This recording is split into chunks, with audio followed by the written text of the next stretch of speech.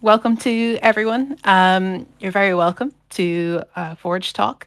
If this is your first, excuse me, if this is your first Forge Talk, um, basically we sit down with members of the team who'll introduce themselves in a second, and we chat about some of the latest stuff that's been happening with Return to Moria. You can also we typically like maybe like a week later. I don't know how soon this recording will go up, but we also post the recordings on YouTube, which you can find in a playlist on our YouTube channel. And I linked that in the dev updates post that I posted yesterday, if you want to listen back to previous Forge Talks as well. Um, so without further ado, you guys want to introduce yourselves? Well, why don't you start? Oh, oh yeah. I do forget about myself. Hello, I'm Clare. I'm a community manager. You'll often see me about the Discord and posting messages from the team and that sort of thing. And I also kind of help MC these Forge Talks as well. Hey, everybody. I'm Jon-Paul. I'm the game director at Free Range Games. You see me as Tharkin in the chat. Hi, everyone. I'm Bradley. I'm the art director on Return to Moria. And I'm Ryan, and I'm a design lead on Return to Moria. Yeah. And first, welcome to. We had a huge group of people joining the Discord in the last few days. So, welcome to everybody who came in through the holiday promotion on Epic Games. We're really excited that we can share the game with so many new players. And to everyone who came in excited about dedicated servers. I think Claire, we've seen more excitement in the Discord in the last like 4 or 5 days than it's been really exciting to follow. We now have, I think, to me, 3 must read channels with the general chat, the spoiler chat, and now the DS chat. It's been great to dive into those, read them, see everyone's reaction. And I think for those of us who've been around the game for a while, it's also fun to see a lot of kind of early game questions again. You know, in a Discord for a game that's been around a while. We tend to talk about end game stuff a lot, so it's fun to see people coming in and learning where the orc town is and how to build their first axe and stuff like that. So it's been a neat kind of excuse me, it's been a neat kind of callback to the to when the game first launched. Yeah, it's awesome to see also all of the people who would be kind of seasoned players, I guess, or even if they weren't here from the very beginning but joined along the way in the adventure, people just helping each other out. It's one of the things I absolutely love about the community is that people are willing to dive in, and whether it's like jumping into someone's game to help them find a location like Orktown or just giving them tips about where to go next. It's fantastic to see that like the community really loves to help itself and also is so welcoming to new people joining as well. It's awesome. Claire, maybe it'd be good to while we've got a group here, talk about some of the Discord badges. You know, some players have neat little badges next to them that signify a few things. Could you maybe just kind of tell us what a few of those are? Oh yeah, of course. This is going to show off that I'm not very good at pronouncing coastal. This is a test, Claire. Oh no, but I didn't study. So I suppose the most obvious ones that you'll see is the mods and the dev team. At the moment, we just have little Return to Moria logos beside our names. The mods' names are in blue, and the dev team is kind of like a tealy green. And then we have the Mutsak. So pronouncing it? Mutsak. That's a team of people who like members of the community who are extremely helpful. Their information is extremely reliable if they're going to give you some tips. Rest assured that they have a lot of experience in playing the game. And they also report back to us about like community sentiment as well. They're really good at helping us get an overall feel for if there's any issues or if there's any feedback that players have been talking about as well. Because while myself and the other community team members and yourselves as well do pop into the chats, it's good to get, because we can't be here 24/7, different pockets of information and compare feedback and that sort of thing. And then we have Oh, the Bandicute. Oh, is that how you Close pronounce enough. it? Okay, thanks. Whew. Which is a little gold coin that you'll see beside people's names, and that is given to people who have been really helpful to the team. So people who work with us with submitting bug reports. There's people who've like when an update has gone out, like immediately reported stuff, or they've joined the team. Like there's been calls with Ryan and stuff to discuss things like building and that sort of thing when we were putting out updates for improvements around that. So people who give the time to chatting with us about different things and helping to improve stuff. So they can kind of be given out at any time. So if you're lucky, you might get one at some stage. Yeah, and for anyone who is new, also new in our Discord, we are, I'll say something that we've said in every one of these Forge talks, which is we are active in the Discord. We talk sometimes, but we read everything. And when we ask you to put in a support and feedback ticket, we really do read all of those. In fact, even just like yesterday, it was so useful for me to jump into the dedicated server chat and just ask people questions about the feedback tickets that they've put in, because the people that had put in the tickets were active in the Discord at the time, and I could just be like, hey, why would you want this? What's going on with this feature?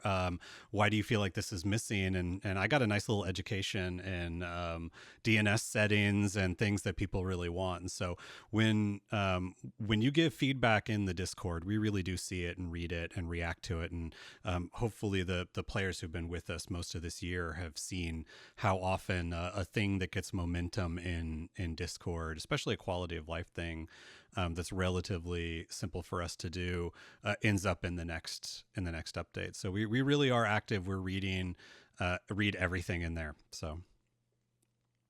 Yep. It's also worth mentioning that in the support and feedback channel, there's a link to submitting tickets if you have issues, which can help, like, because you can attach like saves and log files and that sort of things to those tickets.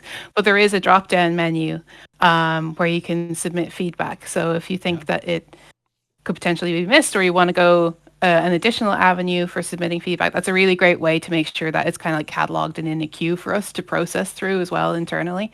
So that's a really good way to issue feedback as well. Yeah. So why don't we get to, well, I guess one quick announcement. Everyone will probably see a small patch going out today. There's not really anything in it other than a couple of bug fixes that didn't make the boat with the update last week. So if you see that patch, it's basically a bug fix patch. There's not a whole lot of fun stuff in there. So in case you see it, it'll probably roll out while we're talking or in the next couple hours. Mm-hmm. And also important to make sure that you do update, because you need to, especially if you're playing crossplay, to be compatible with multiplayer and that sort of thing. Make sure you get that update. So if you don't see it right away, or you don't have auto updates turned on, maybe just double check later as well to make sure you're good to go. Yeah. So why don't we jump into, what do we think first topic? I think there's a lot of energy to talk about dedicated servers. A lot of times when we do a Forge talk like this, we do it right after a big update, and we get a chance to kind of take questions and talk about the making of those features, and maybe a little sneak preview about where they're going. So I don't know, Claire, why don't we start with dedicated servers? Yeah, I think that would be a good one to start off with. Yeah. I suppose, how have you found it's been going? Yeah, I think really, really well so far, at least from our point of view. It's funny because whenever we do one of these chats, there's always like, hey, when are you going to do X? Or when are you going to do this feature? And I think since we've been starting these, dedicated servers has always been hey, can we get dedicated servers? So it was on our list. We wanted to get to it. And we had been working on it kind of in the background with a lot of other things throughout the year. And so December just ended up being the time we were ready to go out. The alpha has been really useful for us. And there was a couple of reasons. I know we've gotten some questions in Discord about why did we do it as an alpha rather than just release it out to everybody. That was partly because there's just so many different situations where people want to use dedicated servers, and we felt like rather than guessing, we wanted to put something out that would get it working, make sure the foundation was really solid, and then get feedback from the community in order to fine tune it. And that's been pretty great so far. Another thing we wanted to do is there are a lot of companies that will host servers for you, and we're going to be working with them when we go live. But we weren't quite ready to put it out publicly, because what happens is a lot of these places will then take the public one and start hosting it. And if we weren't confident that it was really solid and there weren't setup issues, which we saw, or bugs, then it would feel like someone was paying someone for a server that we're not totally feeling like is bug free. And so that was another reason why we wanted to put it behind a code. So that was one of the questions we had. In terms of kind of how it's going, it's been great watching the dedicated server chat. Shout out to Kegeth in particular, a newish person to the Discord who's been really helpful helping everybody set up. That's been one of the best things about this Discord community, is everybody kind of helping each other. But we've gotten some really good feedback, and we've already prioritized things that we're going to do going into January, and a lot of them are things straight from the community. So IP, being able to join by an IP, more controls within the console, some quality of life within the console itself. We already are changing up the documentation and fixing that up, because we had a few things. We want to fix the apostrophe bug. So there's a lot of good things in there. And then there's some features that we've been wanting to do, like some more work on permissions, cleaning up the kick and block flow. This isn't the entire list. I'm kind of saying this off the top of my head, but we've got a really good list already ready to go.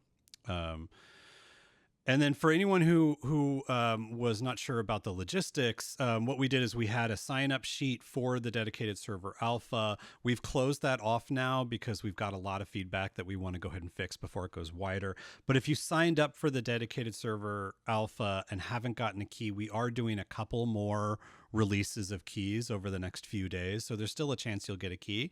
But we can't guarantee everybody that signed up is going to get them for a bunch of reasons. So... yeah, that's kind of logistics on the dedicated server. In terms of how it's going, what's really fun is we always knew it was going to be a big deal. But I'd say, at least to toss to Ryan and Bradley, it's been pretty fun having our team dedicated server going, being able to jump in and play. Yeah, it's one of those things that, we knew we wanted it from the beginning. We also obviously knew players wanted it. But actually having it just transforms the way that you play the game. The game is so fun to play with friends, but not everyone can always play at the same time. And just being able to jump in, like, not on the schedule. And, I have an hour to do some farming or do some digging or build out the base, and I could just jump in to the world and not have to worry about any of the other issues that would happen with hosting. It was just so awesome. And we've already put in a bunch of hours, on our own team server. So it's I'm really excited for everyone to be able to have access to this. It's also been really exciting to watch some streamers and content creators that have been playing, who have like an open server for their community to play. So just enabling new ways for people to interact with their own community and with their friends. I don't have anything to add other than what Bradley and you already said. It's just been really fun, like logging into our dedicated server and seeing random people from the from the team online playing. And I'm like, oh hey, you guys want to go? You want to go on a mission and get some more elven wood? Yeah. That sounds like really fun. Yeah. So, Have any of you gotten into trouble by logging in when no one else was there and running into we've wandering definitely enemies? had, we've been playing in campaign, and we've been running the server off of my computer. And I've definitely been changing the rules each time I log out to say, don't move forward in the story without me. I want to see it. So again, so that's been one, but it is fun. You jump back in and you're like, well, what happened to our base? And you find out someone's just been going all night, tweaking and building and adding stuff in, which has been pretty neat. Or you'll log in and someone will leave a message. It's like, hey, I built I built a new hammer, and there's 5 new sets of armor in the chest. So just grab it when you log in, and you're like, oh, this is really nice and convenient. I think probably the biggest thing. Yeah, go ahead, Ryan. Or you log in and somebody was alone working in the base and they couldn't survive a siege, and so your entire base is destroyed. We haven't talked too much about like why we chose what features we had at launch a year ago, and dedicated servers were one that was always on the list, but for a bunch of reasons, the size of the team and priorities, we weren't able to get to it. But now that we've got it going and we're seeing the excitement in the community, it's one of those like, yeah, no duh kind of things that most people in the chat are going to eye roll. But now I'm seeing it, I'm like, how did we not have this at launch? And we should really never make a game like this again without dedicated servers at launch. So that's a little bit of, man, I wish we'd had that. But then we said that about crossplay too, and we got crossplay out late summer, and that's been really exciting. So we've also been just trying to make the dedicated servers really easy to jump in. I mean, we know there's experts out there that are going to be able to figure out everything, and we want to make sure we've got all the settings for that. But we also want people who don't normally do them, just want to be able to double click on the exe and they've got a game going. So those are things we want to do. We also know, I mean, if you saw in the patch notes, there's plenty of things we're going to do to make it a little bit better. And I mentioned those already. But the other one I think I forgot to mention was the CPU. The way that the game is maybe consuming a bit more CPU than we like, and you're seeing some loading walls a little more often than we'd like. So we want to fix that. One of the things I'd say that we learned with dedicated servers, or that is kind of inspiring us, is now that we're playing it a lot more on our own server, we're kind of asking questions like, when we start to talk about what we want to do in 2025, what are things that can make people who are playing on a server, that it's a new pattern.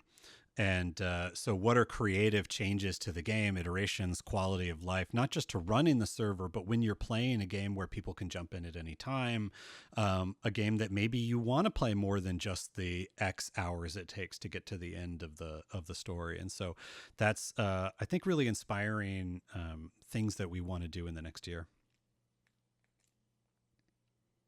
I suppose that's also a really good thing to highlight, is that the alpha is going to be running for a good while yet, like over the holidays, and then the full release is planned for 2025, which I think I've heard early 2025, but obviously it depends on things you're adding in and that sort of stuff. We're always hesitant to promise an exact range. In fact, I think for those of you who've been in the Discord since the announcement back in 2022, the amount of times that we've said this spring and then it was summer, so we're a little hesitant when it comes to those kind of things. But I would say we've got a pretty high confidence that within the first month of the year we'll be able to get an update out.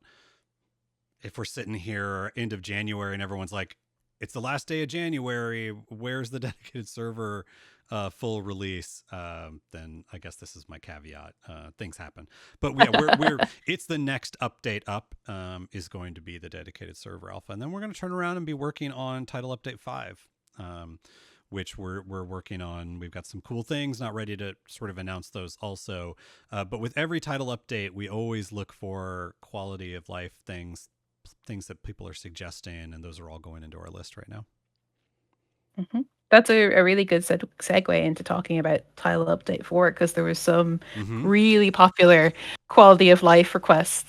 Trees regrowing is the one that comes to mind, and naming chests was requested an awful lot as well. Do you want to talk more about the update itself? Yeah. Well, Ryan, do you want to kind of maybe pick out a few of the gameplay improvements we did that you were particularly happy with? Yeah, Claire mentioned trees regrowing, which is a great one. I know that trees over the long term of the game were kind of a frustration for people because you'd mine them out, cut them down, I suppose. I guess, do dwarves mine trees? Is that proper nomenclature? Well, that's interesting. Would cutting down a tree, would they use the Kuzdal word for mining? That's an interesting one. I don't know. I like that. We beyond that, we also added a different way to manage treasure piles, which is really good because people were losing black diamonds in treasure piles a lot. So now you can open them up as inventories. Yeah, I think I some of think our the mood one sack were like, oh my God, the amount of people in Discord that are like, I lost my black diamonds. And then you're like, just check your treasure pile. And they were there. So we're like, we got to make a fix to this. This is silly. Yeah, exactly. The other one that was really funny when we added it and then started playing with it and testing it while we were working on the update, that just felt like it had been there forever, was renamable storage. I remember walking up to a storage chest in a base, and it was named something related to mining and ore, and I was like, yeah, obviously that's exactly what it would be named. And then I had forgotten that we had just added the feature, and I thought it was a really, really nice one. Great quality of life improvement, because now you can rename signage and chests, and who knows, maybe other things in the future. It's funny how the rename storage worked, because we were like, man, we got to get to storage signs.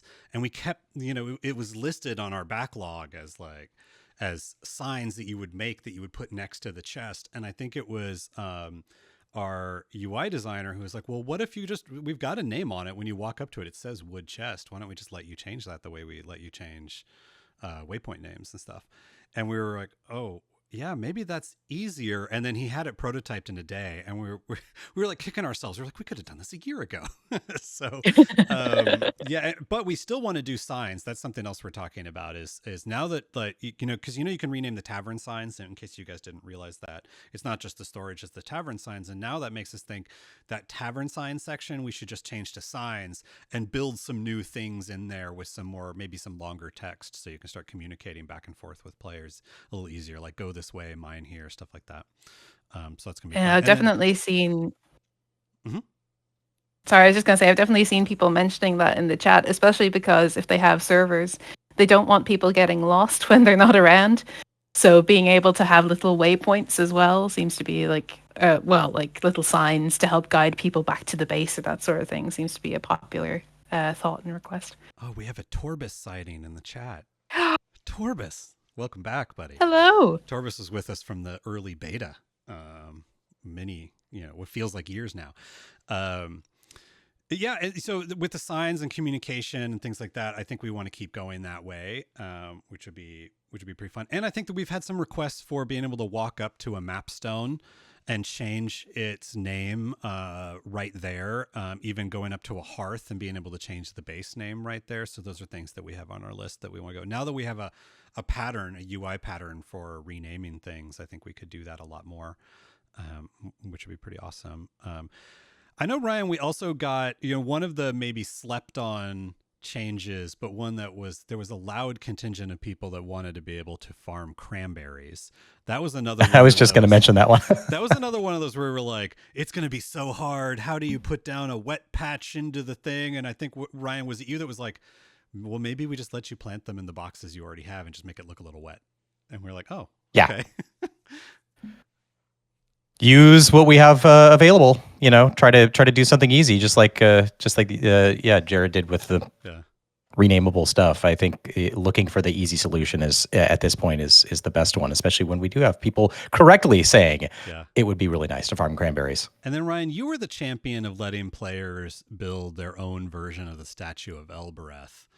Did you expect players to build 30 of them in one room? No, that was an oversight. We're probably going to patch that. Sorry, folks. You're not going to be able to have 30 statues of Elbereth, and you're not going to be able to mass produce Lembas to sell at Costco. Yeah, infinite Lembas. If you eat too much Limbus, we're going to change your character model to have pointy ears. Just kidding. We're not going to do that's not a real thing. That would be hilarious. That'd be all.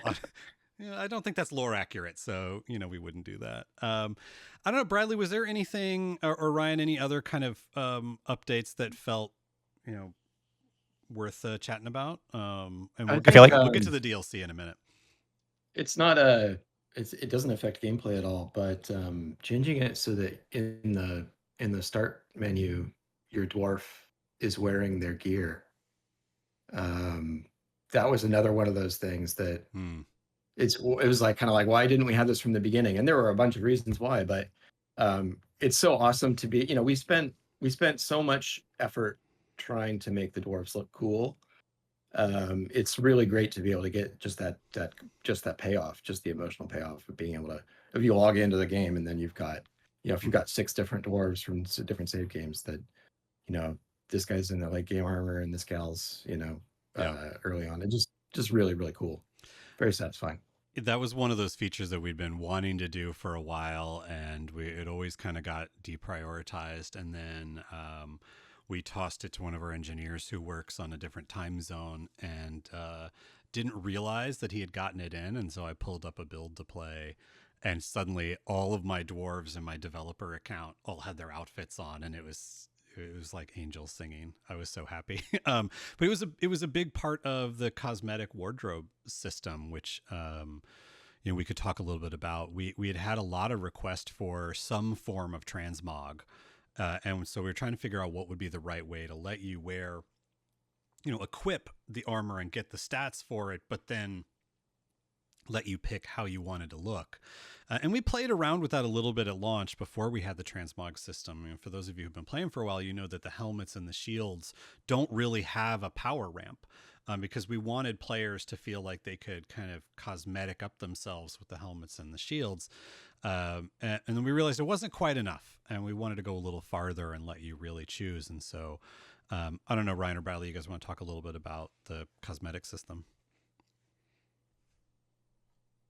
Yeah, I think ultimately, we knew in the long term that we wanted to be able to continue to add new looks for dwarves, but not always have to be thinking about how that might upset the balance of the game by inserting new, say a new armor set or a new look. Even if it was just kind of like on a cosmetic thought or cosmetic, reason to do it. And so just having that system right from the start, it just adds a lot to be able to, represent, you made a lot of progress, but you like this thing and making it look however you want. Anyway, Ryan, do you have a thought about that?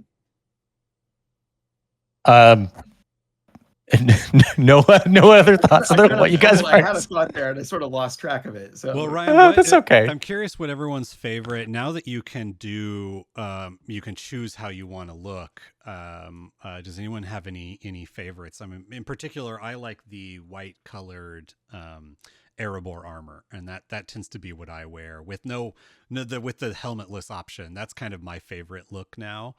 I don't know if you guys have a favorite. Yeah, actually, that's what I was getting at. Like when we added in an update the white look and the black look for some of those later suits, and it really was just kind of unlocking, the thought that like we should be able to do this, anywhere at will. And at the end of the day, like we also wanted to be able to like reclaim some of that space for helmets and shields.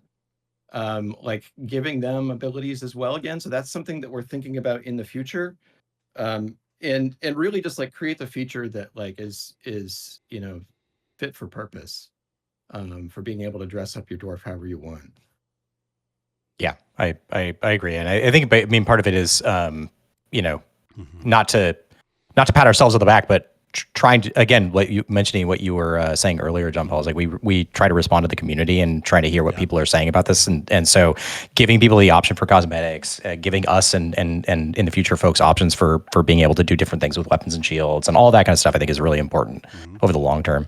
As a favorite armor, I agree that I think the black and the white ones are really cool, but it's really fun to just get attached to a particular aesthetic for a character, and then be able to kind of keep that aesthetic over the long term as well. Which is, I think there's pros and cons to that. You Jon-Paul, you brought up some of the cons to that specifically, which is like, how do we ensure people want to keep upgrading their armors? But that's, if we start to see the cosmetics interfering with that kind of ramp, then that's just something we'll have to respond to. I did want to call out, there was something I just saw in chat about helmetless option. That is actually one of the options. One of the looks for a helmet can just be no helmet. So if you just happen to really like the way that your dwarf looks with their hairstyle and you don't want to cover that up, you have that option to do so. Yeah, I also saw someone suggest something, Bradley. Weren't we just talking about cosmetic skins for backpacks? just like because you're looking at your backpack more than anything else in the game. So maybe some things that could look really cool. Yeah, we have.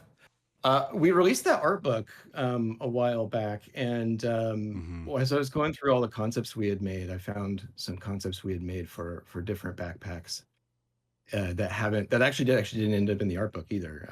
So the players haven't really seen those at all.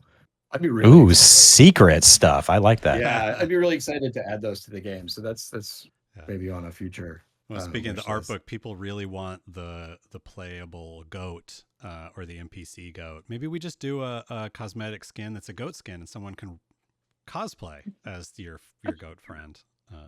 It takes two dwarves, though. That's not a real. That's not a real. Two dwarves, yes. Don't tease. Nobody write that down. No, we're not going to. I need to stop joking in these things. It's big jokes. It's gonna bite me. Well, I should move on to the Rohan pack. So along with the cosmetic system, we're kind of asking ourselves, well, what else would be really interesting to do? I mean, we've talked about things like small little booster DLCs. A lot of the games we like give you cosmetic options like that, and what are ways to expand. And we kind of debated back and forth about content and the cost of content and putting them out. And we kind of decided, well, what if we did 2 packs? What if we did one that cost something and one that was free? And that way everybody gets some new content at the same time. But that comes to the design of the Rohan skin, which... Bradley, if you maybe want to talk a little bit about, one of my favorite things is having the Rohan skin equipped and then seeing my character and the character select, because you really get to see, there's something about that scene that you can really see the detail. And I know, Claire, we had some questions about the lore of the Rohan skin, but maybe we should talk a little bit about the design of them. Yeah, I'll let you talk about the lore in a second, but we knew that we wanted to add some kind of glimpses to the wider world of Middle Earth. Because the game is so focused on dwarves, we wanted to add a few other flavors over the long term. Especially when it comes to cosmetic stuff. But at the same time, we wanted to do things in a very dwarven way. So I think one of the fun challenges with that design, Rohan was one of the reasons why it was picked is it's such a distinctive culture. You kind of know what it would look like, and so, but at the same time, it's a very different culture from Dwarven culture. And so, wanted to do it in a way that feels kind of Dwarven. And like the first way we do that, like the helmet design, wanted to add this big kind of Dwarven nose to it, and it has to work with a beard, and changing the proportions of everything, but at the same time, like adding all those little details that call out to what maybe like our vision of Rohan might be. And so that one was a lot of fun to make. The choice of a spear was also, we don't have that many spears in the game. Yeah. And so wanting to be able to use updates like this to also flesh out, some other areas, kind of get 2 for 1. And so, yeah, that was kind of the thought behind that. And then the same would apply to, the brew and the meal that come with the pack. Yeah. With all of the, when we mix cultures a bit, and we've done this a little bit with the Elven armor set and weapons, and even the Elven forge towards the beginning of the game. Whenever we mix cultures, because we've got a couple of questions. Whenever we mix cultures, we really want to think about it from a lore perspective, because these aren't like the Elven set, the Rohan set. These aren't sets of armor made by elves given to dwarves. They're not Rohan armor found in Rohan and then repurposed for a dwarf. These are the dwarves as craftsmen interpreting these cultures in their own way. So there's always a little bit of a dwarfy mix to them. So for the Rohan armor set, this was us thinking, well, why would a dwarf make a set inspired by Rohan? I mean, you could think maybe an artisan just thinks that would be neat, and that's probably one good reason. And so we kind of sat down, we dug through, the Fourth Age is kind of newish territory. There's not a huge amount there, but we want to really feel in the tone and make it feel right to what Professor Tolkien wrote about. And so we thought about, well, Gimli and the Glittering Caves, basically that settling a new area that is essentially right behind a major stronghold of Rohan and a part of Rohan, they would really need to be together and friendly. And so how would they be friendly? How would they do that? And so that's where the idea came that Gimli sent, and the dwarves sent many work crews to different places. A lot of the rebuilding of Middle Earth in the Fourth Age was dwarf driven. They talk about rebuilding parts of Minas Tirith. And so it felt like really in tone that they would send a work crew to Rohan and help build, either rebuilding the roads or rebuilding their capital. And so then we thought, well, the dwarves, being dramatic like they are, would make sure that they equipped those dwarves in something that felt into the culture. And we've seen, of all of the cultures in Middle Earth, dwarven culture feels like the one that would adapt to others more. If you think about everything from the fall of Erebor, really the fall of Khazad-dûm and then the fall of Erebor, dwarves have been a scattered people, as Gimli says at the beginning of the game.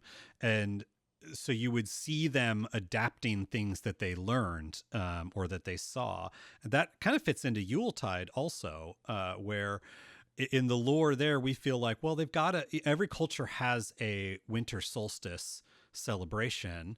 Durin's Day being Durin, they probably celebrate from the beginning of it all the way through the solstice. And so they wouldn't naturally have a sense of Yule, but having been around hobbits a lot and men, they would have picked that up. And so that's, in terms of the way we think about the lore, when we start to bring in other cultures, like there's a Gondorian shield in the game, these are the dwarves interpreting cultures that they've intersected with.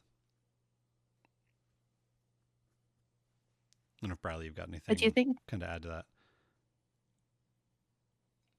No, you pretty much covered. I mean, I just hitting home the point that, one of the major themes of Tolkien's world that he created is, the thing that underlies all the storytelling is this kind of elemental struggle of good versus evil, and ultimately, the forces of good triumph through unity. The fellowship being one of the greatest sort of symbols of that. And so the Fourth Age, living in that era of triumph, we would see that there's more of a coming together of these different cultures, and in a way that feels kind of more familiar in our modern world. Something that we would expect. Yeah. Maybe we should jump into the Yule pack. Bradley, this was one that I think you really drove. We had this idea of, hey, the holidays are coming up. It's fun to decorate in these games. We came up with what felt like some authentic lore around Yule, but then I think you kind of took the ball and ran with it in terms of what the options that come with that Yuletide pack. The winter holidays are kind of the coziest time of year, and so we wanted to take advantage of the idea of doing sort of seasonal pack for this as an opportunity to make things just even a little bit more cozy, but do it in a way that feels very dwarven. So some of the sort of traditional symbols that might be familiar to folks, like a string of lights, is something that dwarves very much would make for themselves. Being their endless fascination and love for the wealth of the earth, and so brightly colored lights string up in your house. We have the Yule hearth, which is just the large hearth. The player facing name, I believe, is the large hearth, decorated with Yule symbols. I wanted to use the stars of Durin as one of the main symbols for these things, and then also, again, like I was saying with the spear, that using this as an opportunity to kind of flesh out some areas that I feel like we could lean on a little bit more, like more lighting just in general. So there's a new set of candelabras that you can set up, which are less intense lights, and also just more cozy to have a home that's lit by candlelight. And there are a few other things. There's the pile of presents, which is just a new look for a treasure pile. That's a lot of fun. I don't know if I'm missing anything else that's in that pack, but just the general feeling of, some of these things are things you'd want in your home like all year round, and then some of them, might be, just for the season. They'll still be the available. table a lot. If you download the pack, you'll still have them. But sorry. Go ahead. I was gonna say I like the table a lot, the celebration table. Oh yes, yeah. That was me wanting to take another crack at the meal table in general. Really wanting it to feel like a feasting table. And so, one of the major things that was missing was just being dressed up, with more of a centerpiece. And so when it's all fully loaded with, 8 portions of the meal, it gives you that incredible cozy feeling. Yeah. I think that's something that players always like to bring to their builds as well. Is even before the Yuletide pack was, people love just being a cozy dwarf under the mountain, even though there's enemies looming in the shadows. It's nice to clear them out and just make it very homely. And spoilers, my next challenge is going to be Yuletide themed, which I'll be posting later today. I think and I'll be running over the season. I think some players maybe have already jumped ahead of you on that one. I've seen some pretty good builds of that already. Oh yeah, definitely. I mean, it doesn't have to be a fresh build. If you've already built something, you can submit it. I'll take anything. I've definitely seen some really cool stuff already, so I'm looking forward to what people submit over the holidays as well. I think in the first look I had of it, the one that made me chuckle out loud was the present pile, because I wouldn't have thought about that. I thought that was pretty funny. Well, let's see. What do you think dwarves give presents? Oh, that's the other one. Has anyone noticed? I don't know if I'd call it an Easter egg, but it's an Easter. Yeah. Should I not say it? I'm curious now. I don't know what this is. It's fine. So dwarves have this peculiar tradition of hanging their boots up on the hearth, for gifts to be placed in it. And all of them have coal in it.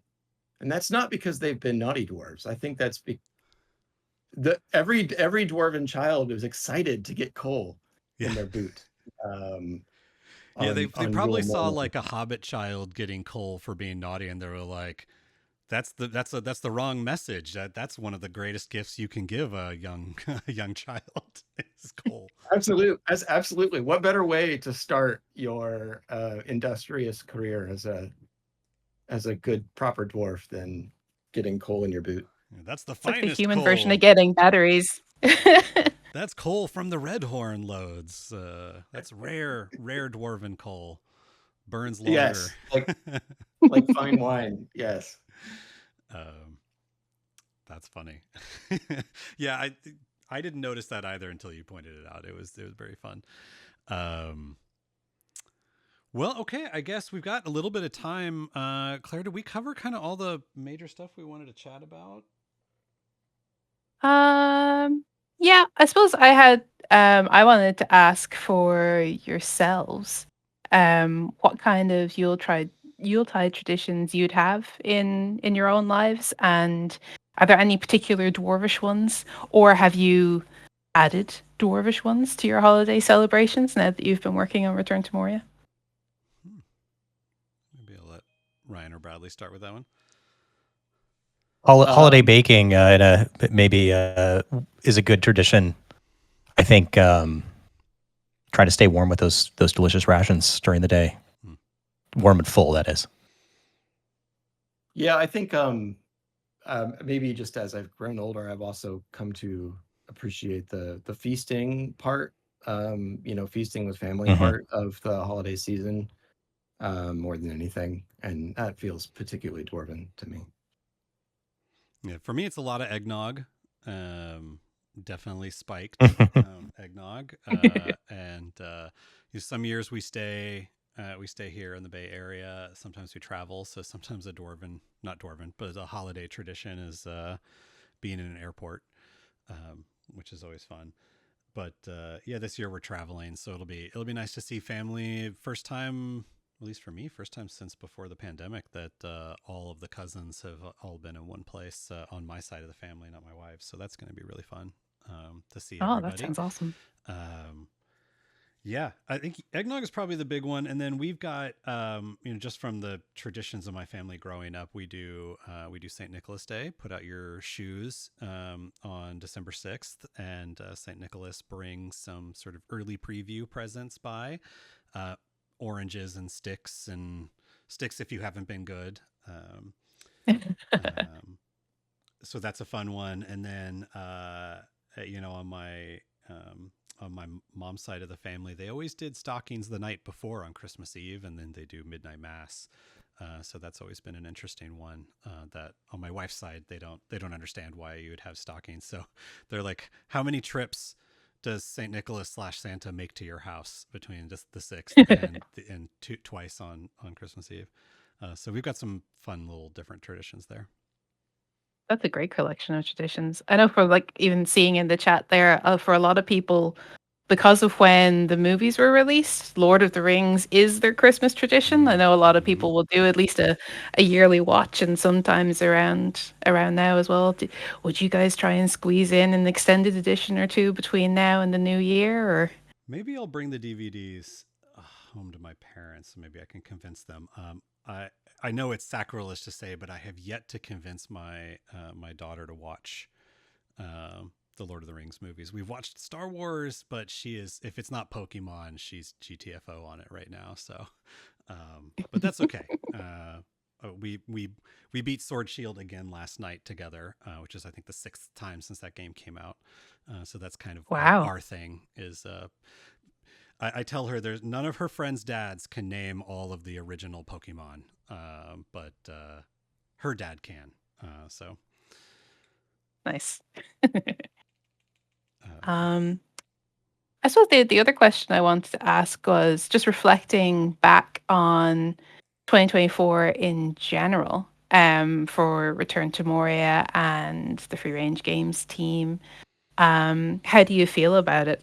And are you looking forward to 2025 as well? when you guys want to start? Good year. It's Yeah. we've done looking back on the patch notes for all of this year. It's been amazing to see all the work that we put into it. I'm really happy that we've been able to spend the time on it too. It's like with the support of the community and getting people really involved and interested in continuing to play the game. It's been really rewarding to be able to improve it so much. It's kind of surprising to see how far it's come. So that's been really exciting. Yeah, I would say that this isn't always an opportunity that every development team has, to be able to stay on a game after it's released and then, keep adding to it, keep making it better, responding to what the community is asking for. And it's been a really great year. It's been very satisfying to be able to revisit some ideas that maybe we had to leave on the table at the beginning, to do things, like improvements, things, so many things like the building system, some of the combat improvements that we made. Just like when you look back, it's always really kind of awe-inspiring sometimes to see how much work the team gets done. So just to pat ourselves in the back a little bit, but also just gratified that we have the community here, that's always asking questions and asking for things and driving us to try to make it better. It's the whole reason why we're here. We're here because y'all are here, and you just want the game to be as good as it can be. Yeah, it's been, this time last year was a very different time. We had just gone out on Epic and PlayStation 5. I think it's not a surprise that we knew about and saw some of the critical reviews and felt, we really loved this game. And we felt like that wasn't the end of the story and that we wanted to keep going. We wanted to keep making it better. And we wanted to get it to where everyone wanted to play, including Xbox and Steam. And so our whole goal last year was we've got a community that seems to love the game as much as us. And let's just keep making it better for them. And so it was let people play with their friends, get them onto dedicated servers, make everything better that we could make better. And that's what a lot of this year has been. And it is funny to see some people sort of think we've got like 60 people on this game with the amount of stuff that we've done. But it's far, far, far smaller than that. It's been a really great year. And I think, even before the game was a part of the holiday promotion, selling 1 million units. It's an emotional milestone, whether it's the same as it would have been 10 or 20 years ago when I started making games. But having that many people play the game is really inspiring. And I still find myself every once in a while, just jumping in and watching somebody with 6 viewers on Twitch playing the game, or searching through Blue Sky or Twitter and see what people are talking about the game, and jumping into Discord. It's just fun to see how many people have enjoyed the changes that we've made, how much we try to listen to everyone in the community, and that there's this interesting combination. We always kind of felt like we made a slightly weird game, where you can sing with other players, and that has got so much cozy in it, but orcs that are trying to kill you right outside the door, and the pace is a little different. I think a lot of people have noticed that the pace of our game is maybe a little better with a brew and your friends, and so that's what we set out to do, and so it's been really satisfying in 2024, and I think we said it around Durin's Day and Thanksgiving, how thankful we are to have so many people in the community that have so much energy around the game. And and I'm really excited for next year. Yeah, I know we can't really talk about 2025 yet, but I know there's just watching the chat, there's a lot of people with cool ideas and thoughts about how things can be improved. So please do keep that feedback coming. I've been kind of catching it as it's going, but there's also the feedback tickets and just chatting in Discord and letting us know what you think. Obviously, we probably can't do like really ridiculous things, but within reason, yes. Quality of life stuff, definitely. And we'll see what else comes our way in 2025. And if there's any, we definitely are going to be doing, there's a few things we know we can talk about. There's going to be the open release of dedicated servers with changes and iterations on that. We're going to be doing more cosmetics because those are, I think, a really fun thing to do. And then when we talk about longer term stuff, we left a lot of little hints in the campaign. And so trying to fulfill some of those hints is a strong one. It'll be interesting to see when those hints are fulfilled, how many people picked up on the hints in the beginning, or kind of like were a bit suspicious about them. It's like, oh, is that going to be something? Or if it's completely new. I kind of love that in games and in like movies or lore and that sort of thing. When something calls back, it's like, oh, they mentioned this before and I completely missed it. It's a kind of a penny dropping moment. I love that kind of stuff. One thing I know is going to happen that I'm pretty comfortable talking about, which is, this will be a new announcement, is we want to give out for free to everybody a Lord of Moria cosmetic skin, so that when you that's what we're calling it, but when you beat the game, something that you can show off your newly earned title. So that's something that to be looking forward to in the new year. So beat the game and get gifted something from the King of Erebor. Ooh, so that would be very cool. And then you can rock up to the dedicated servers in your full regalia, showing off. Exactly. Yeah. And definitely keep, whenever I jump into the Discord, I feel like sometimes if you've ever dungeon mastered like a D&D game, where you've got all your notes of everything that you want to do, and then the players start going, well, I wonder if the big bad would do this thing. And you're like, ooh, yes, that was what I had planned the whole time. So I love reading people's ideas and suggestions, and, oh, what if what if this thing that we got at the end, when we killed the thing at the end, what if it did this? And I go, that's a little better than I had written down. So definitely keep those ideas coming, and because Be careful what you theorize. Yeah. You never Yeah, know. I did also just want to take a moment to acknowledge, the going through the entries for the last challenge, the tavern challenge, and just I was just blown away by all the wonderful work that you folks were doing, and whether it would be something very small and cozy with lots of little intimate details to like huge epic builds.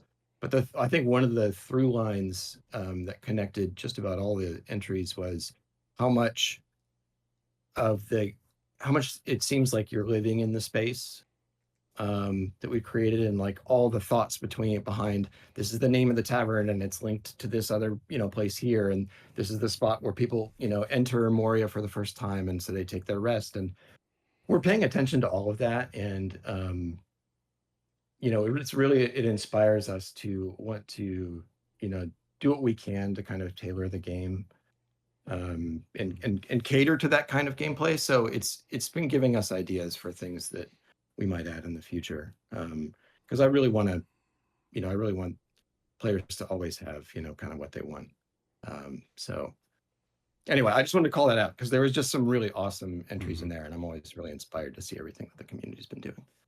Yeah, I think it's lovely to see. Like obviously, there's an awful lot of environmental storytelling in the game itself already because it's Moria and it has this huge history. But I agree that being able to see like I guess headcanon is probably the best, or head lore that people have for their own Moria, and how they change it up and how they're inspired by the pre-existing space to create what they think Moria would have looked like. And there's things that people have in common, and then there's some things that are just wildly different or designed different, and it's amazing to see how everyone takes the base that would be Moria and then just explores it in their own way as well with the building tools that they're given. It's awesome to see. I love the challenges. All right. Well, we're at time. Want to wish everybody a warm and bright Yule-tide, however you celebrate. This will be our last Forge Talk for 2024, and looking forward to talking again in January. And enjoy those dedicated servers for those of you who get it. Remember, we're going to be doing a couple more releases of keys, so a few more people will get it. And keep chatting here in Discord. We're reading. We love it. Yeah, thanks everyone, and holiday wishes to everyone. Yeah, thanks so much everyone for playing and for being here. Yeah, thank you. All right. Awesome. Bye all. I'll see people again soon in the new year. Bye.